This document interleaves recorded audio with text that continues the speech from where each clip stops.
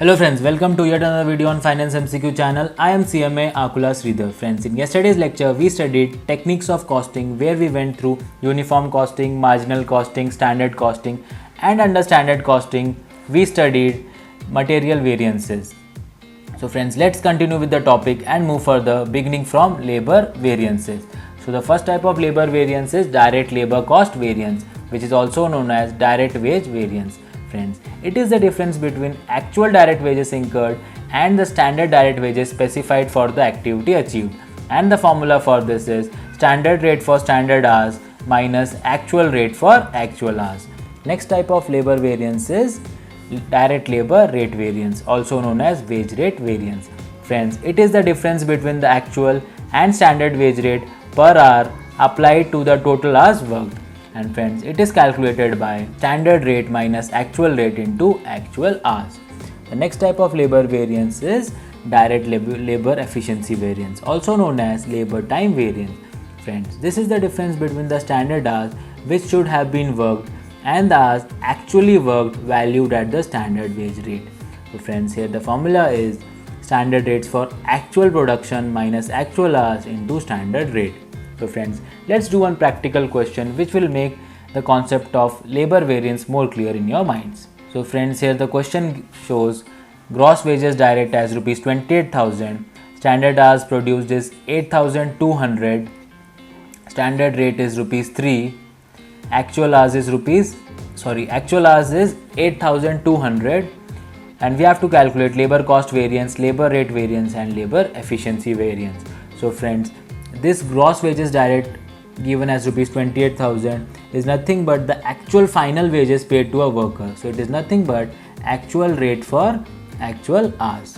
So friends, if you remember the formula for labor cost variance, it was standard rate for standard hours minus actual rate for actual hours.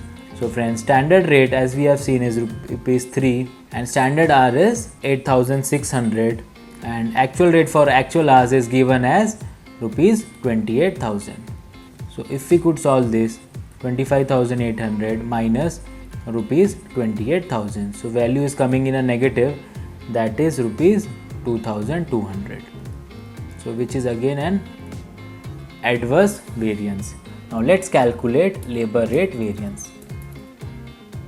So friends, the formula for labor rate variance was standard rate minus actual rate into actual hours. So that is standard rate minus actual rate into actual hours.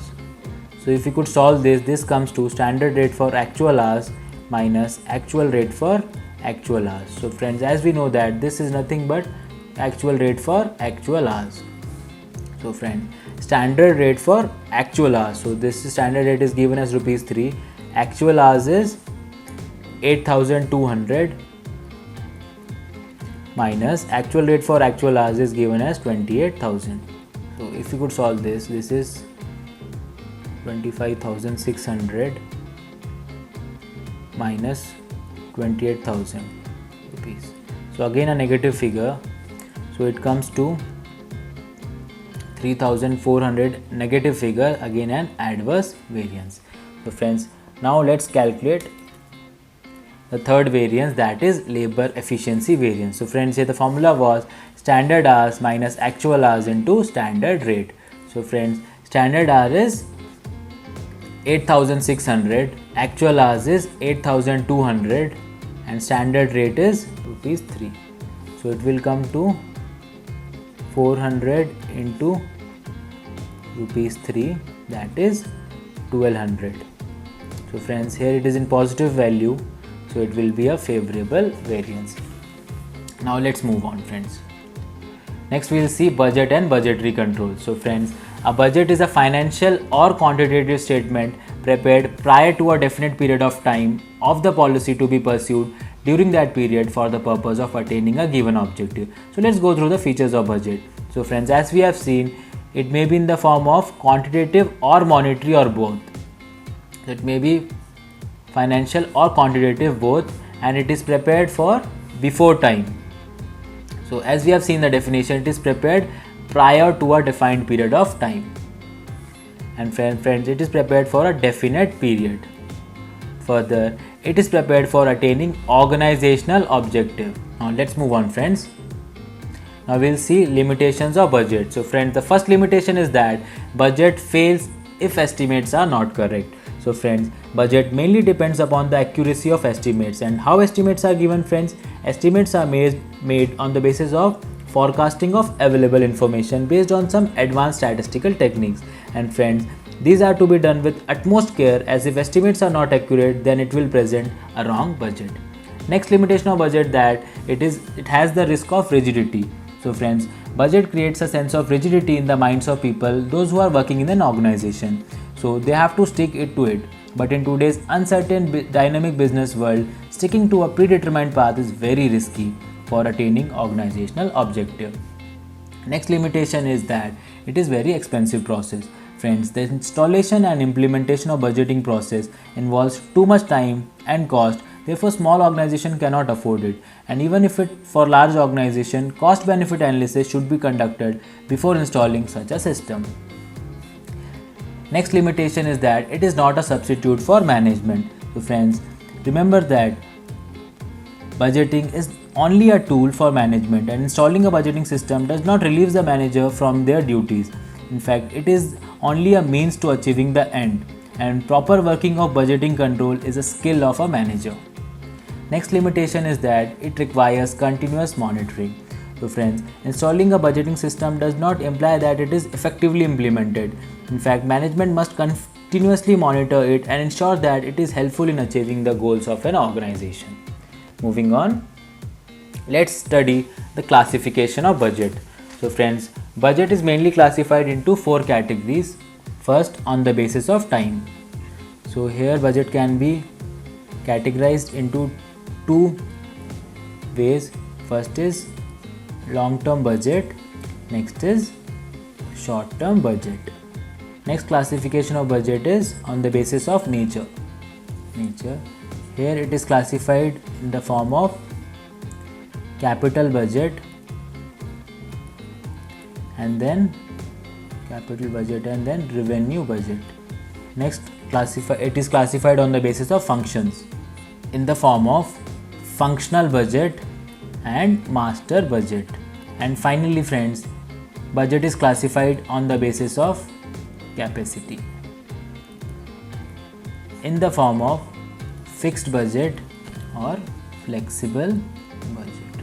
So let's move on, friends, and see all those components one by one. So first, friends, it was classified on the basis of time, where